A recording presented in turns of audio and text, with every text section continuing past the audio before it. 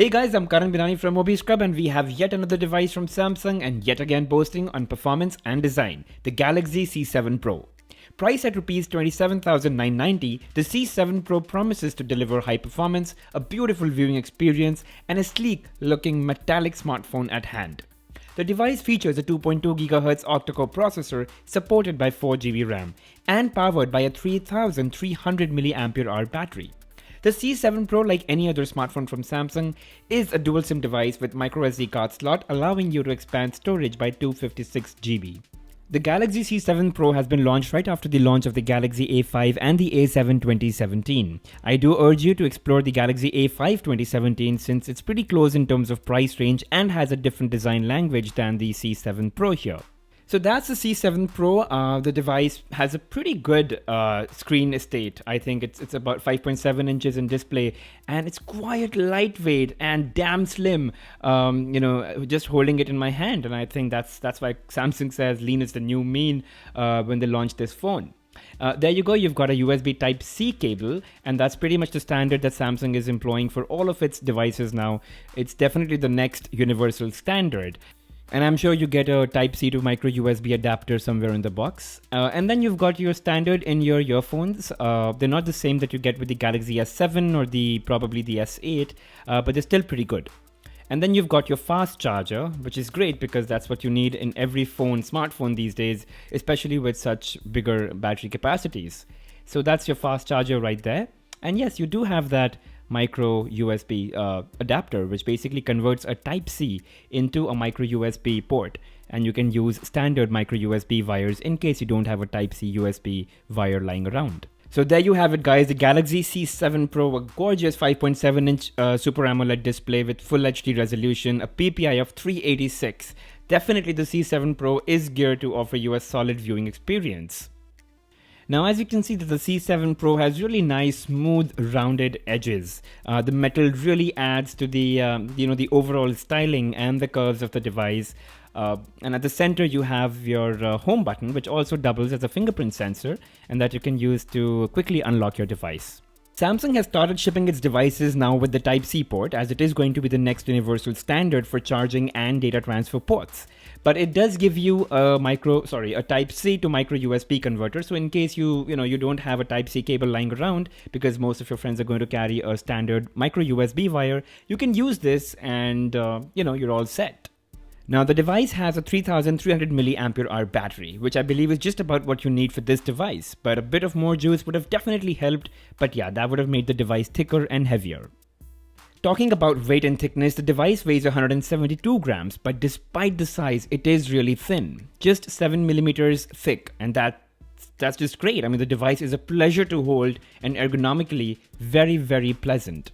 What also adds to the pleasant experience holding the device is the metal back. It feels really smooth and premium. The material is subtle and most definitely free of any fingerprint or dust.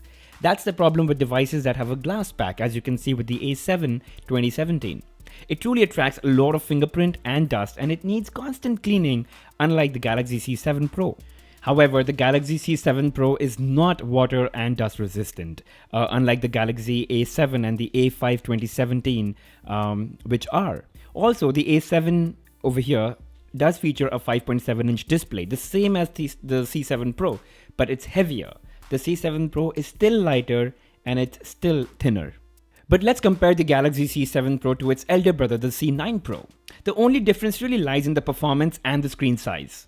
The Galaxy C7 Pro has a 5.7-inch display, whereas the Galaxy C9 has a 6-inch display and a larger 4000 mAh battery as compared to the 3300 mAh battery on the C7 Pro. But the C9 Pro has 6GB RAM, and that's massive as compared to the 4GB RAM that's in the C7 Pro.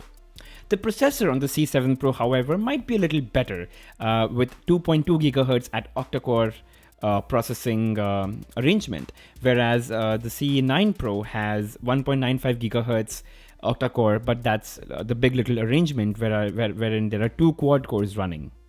But big sizes have one problem. They're difficult to being used by just one hand, and well, We all love doing that. It's not impossible, but it's definitely risky because you might drop the device, or if you're texting, you might end up making a lot of typing mistakes, and that's common. We've all been there, done that. But yes, it's a 5.7-inch display, so it's a little big for your hand. What's unique about the device is the 2.5D glass on top that really bumps up the style quotient of the device. It really gives it a very pro look, and I really like that about some devices that do feature this 2.5D glass effect. And this effect is even more pronounced if you were to purchase the dark blue color of the Galaxy C7 Pro. The entire thing is a unibody design, so there is no way to remove the battery and replace it, and hence you also have standard pin to eject the trays for placing your SIM cards and microSD card storage. Let's talk about the camera hardware real quick. At the back you have a 16 megapixel camera with dual LED flash and f-stop of 1.9. The dual LED flash definitely helps you in getting very well balanced colors in your picture. In the front you have a 16 megapixel camera again, and again an f-stop of 1.9, so you can pretty much expect very, very high quality video calling. Both of them are capable of shooting full HD videos. On the software front, the C7 Pro comes loaded with Android 6.0.1 Marshmallow, and it features the Samsung's latest user interface, the Grace UI. Now when you lock the Galaxy C7 Pro, it comes up with the always-on display that is customizable to some extent, and it also shows what unread notifications you have from which app. The home button is also the fingerprint sensor, and it's fairly fast in unlocking the device and bringing you to the home screen. The UI is fluid, it's really smooth and totally flawless. The screen animations and transitions are buttery smooth, and you can really feel the octa-core processor and the 4GB RAM at work here. But of course, it's a new device and we'll have to see how it holds up in the long run, but right now it's really fast and snappy. It also supports multi-window functionality, so you can pretty much be working on two apps simultaneously, one above the other, drag and drop items, and it really makes work fun. The C7 Pro does come with certain preloaded apps, for example, Samsung Notes, the Opera Max browser, you've got an FM radio inbuilt, and there are also some nifty apps from Samsung, particularly, for example, the voice recorder, which you must try. They've got a lot of modes built into it, an inbuilt internet browser, which is also pretty cool. You've got an email client, which is great. Your standard Google suite of applications, all of them inbuilt, and then you've got some Microsoft apps, which are important for work. For example, you've got your Word, Excel, PowerPoint, and Skype. I love the new notification panel with the settings toggles. Instead of just toggling the setting, you can now explore more on the same setting from the notification panel itself without entering into the settings screen. You can switch between modes, select the Wi-Fi network of your choice, the Bluetooth network of your choice. If you're in power saving mode, you could switch between whichever mode again you want. And everything's built right into the notification panel. So no more going into settings and looking for things or hunting for things. They're all right there. There's also a device maintenance or device manager built into the settings, which optimizes your battery, your memory, and your RAM. The battery optimizer is pretty cool. It automatically identifies apps that are using extra power and not really being used anywhere. So it automatically shuts them down, and it tells you that it's doing that. So you know that those apps have been shut down. You can obviously ask the device to not to do that.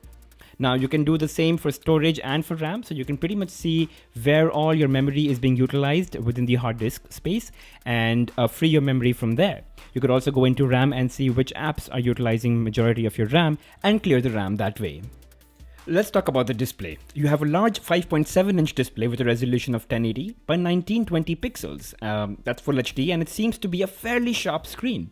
Now, because it is Super AMOLED, the colors are really bang on, they're vivid, and they're really punchy. The screen is also quite bright, and that makes the display look even more stunning.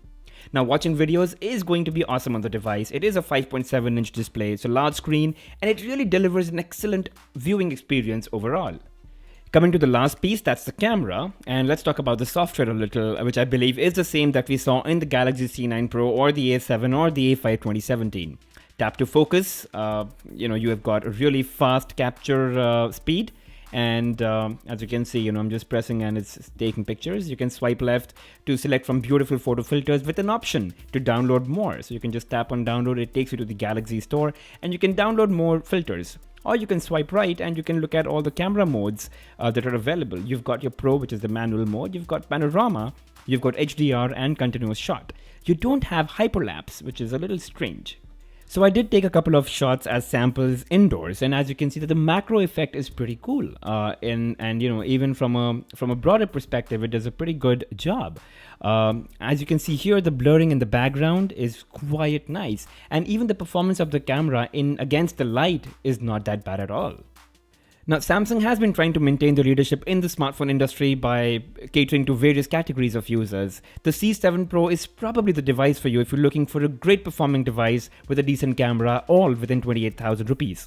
Other devices that you may explore in the same zone could be the OnePlus 3T, the Galaxy A5 2017, and the Moto X Force and the X Style. But again, when it comes to the Galaxy C7 Pro, I think it's just stunning looking, and it's got good performance. It's, as they say, lean is the new mean.